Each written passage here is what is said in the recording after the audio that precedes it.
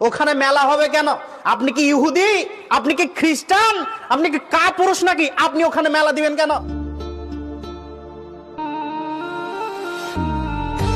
মানুষকে দিন রাত বলে যাচ্ছি যে মেলা দেওয়া যাবে না, তারপর মেলা ঠেকানো যায় না। মেলা ঠেকান না কেন? মেলা বারণ করেন না কেন? আপনি এখানে ওয়াজ শুনে, আপনার বয়স 60 বছর, ওয়াজ শুনে আপনি তাহাজ্জুদ পড়ে জান্নাত কিনতে চান, আর ওখানে আপনার মেয়েকে ছেলেকে আড্ডা পিটতে দেন, জেনা করতে দেন। ওই যে খানা পিনার দোকান দিয়েছেন, ওখানে দেখলাম বেলুনের উপরে দুটো পাখি দুই দিক থেকে আছে, এটা হলো মূর্তি। এই মূর্তি বিক্রি হয়েছে। এই যে কমিটি, সবাকে বিচারের মাঠে হিসাব দিতে হবে।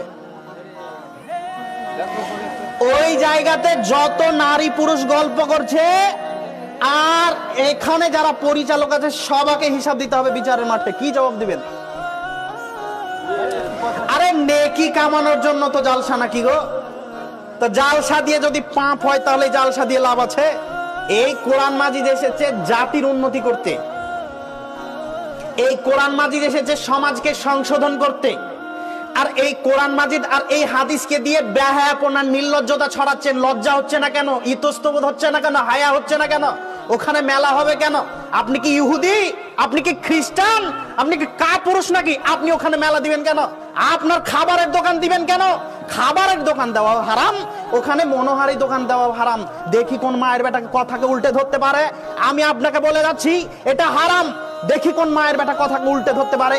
আরে এখানে হাদিস কোরআনের কথা বলবো, কোরআন এবং হাদিসের কথা হবে। এখানে জরুরি ভিত্তিতে আপনার কাজকর্ম, ব্যস্ততা, সমস্ত কিছু ছেড়ে দিয়েছে এখানে আসতে হবে। এখানে বসে আলোচনা শ্রবণ করতে হবে। আপনি ওখানে আড্ডা পিটবেন মানে, এখনো চায়ের দোকানে আপনি বসে থাকবেন মানে, ওই মেলাতে আপনি এখনো ঘুরবেন মানে।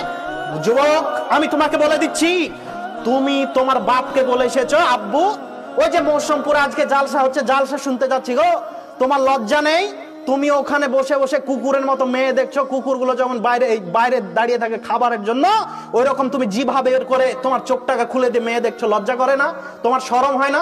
তুমি তোমার বাপকে ধোকা দিচ্ছ, তুমি তোমার মাকে ধোকা দিচ্ছ। তুমি তোমার মাকে বলেছো, এই মেয়ে, তুমি তোমার মাকে বলে এসেছো, মা মৌসুমপুরে আজকে বালিয়াপাড়ায় জালসা হচ্ছে, জালসা শুনতে যাচ্ছি। তুমি ওখানে ফুচকা খাচ্ছ মানে? বেহা বেশর্মা, তুমি ওখানে ফুচকা খাবে কেন? তোমাকে তো এখানে আসা উচিত ছিল। তুমি তোমার বাপ মাকে ধোকা দিয়েছো। তুমি তুমি তুমি এই জাতিকে পাপী করছো। কি দেখাতে চাচ্ছ?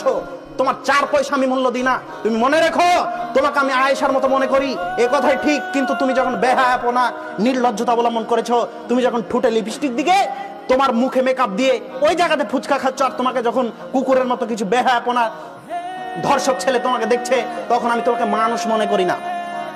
আর যখন তুমি এখানে এসেছো পর্দা করে, তুমি খুব সুন্দরভাবে এসেছো, তখন আমি তোমাকে আয়েশার মতো মনে করছি।